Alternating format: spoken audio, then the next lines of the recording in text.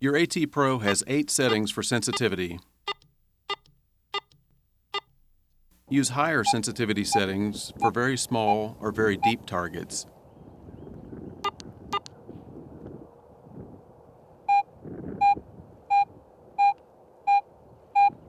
Use lower sensitivity levels in locations where the detector is behaving erratically.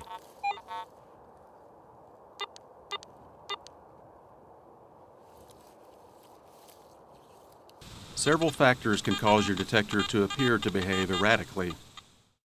Outside electrical interference, highly mineralized soil, excessive metallic trash, or the presence of other metal detectors.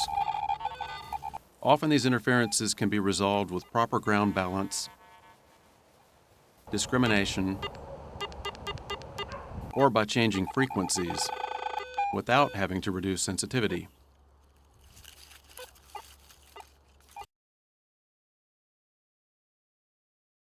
The AT Pro is capable of operating at 4 slightly different frequencies in order to minimize the interference from electrical sources, such as power lines or from other metal detectors. To adjust frequencies, hold down the pinpoint button and press the plus or minus sensitivity push buttons to change the frequency to find one with the least amount of interference. The frequency setting from F1 to F4 will be indicated on the LCD. Release the pinpoint button when finished. These frequency adjustments are small and will not affect target detection capabilities.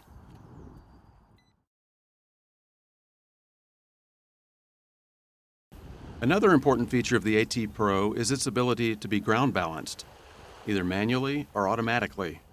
Detector performance can be negatively affected by ground mineralization. It is important to achieve proper ground balance to cancel unwanted ground signals. This allows the detector to obtain maximum stability, giving you more performance, better detection depth, and more precise pinpointing. For automatic ground balance, press and hold the ground balance button as you bounce or pump the search coil from 1 to 8 inches above the ground. When there is a minimal audio response from the ground, release the push button and begin hunting. The ground balance value will have been indicated in the center of the LCD. Low ground balance values indicate conductive soil. High ground balance values indicate ferrous soil. One important thing to note about ground balancing: when you ground balance the detector in highly mineralized soil, it's very important that you ground balance at the search height you will be sweeping the coil above the ground. Bob the coil as close to the ground as possible, because that's where you'll be sweeping the coil, right above or right on the ground. In neutral ground, there's not much penalty. In fact, some ground is so neutral that the detector's current ground balance setting will not change when you attempt to ground balance the detector.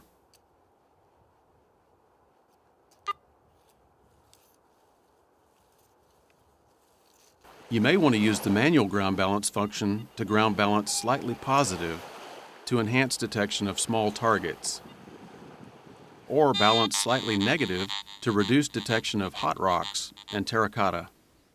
Press and release the ground balance push button and continually bounce or pump the search coil above the ground.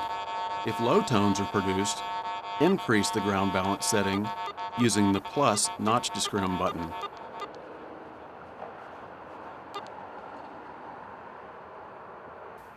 If high tones are produced, decrease the setting using the minus notch disc push button. Press and release the plus or minus notch disc push buttons to make single-step adjustments, or press and hold to make large adjustments.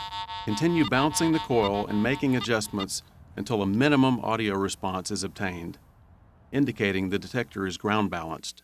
The ground balance setting will be indicated on the LCD. Press and release the ground balance push button again to exit manual ground balance mode. The ground balance setting will be retained when the detector is switched off.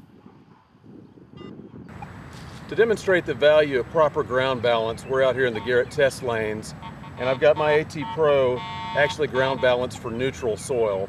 So listen to it as I go over this highly mineralized pit of dirt here. Listen to the reaction It's clearly picking up the soil here, this mineralized ground. Now down here we've got a chip that represents where we buried a target. We've got a nickel coin that we buried a year ago. So it's been in the ground a long time. It's buried at an 8-inch depth. So at that depth, as you listen as I go across it,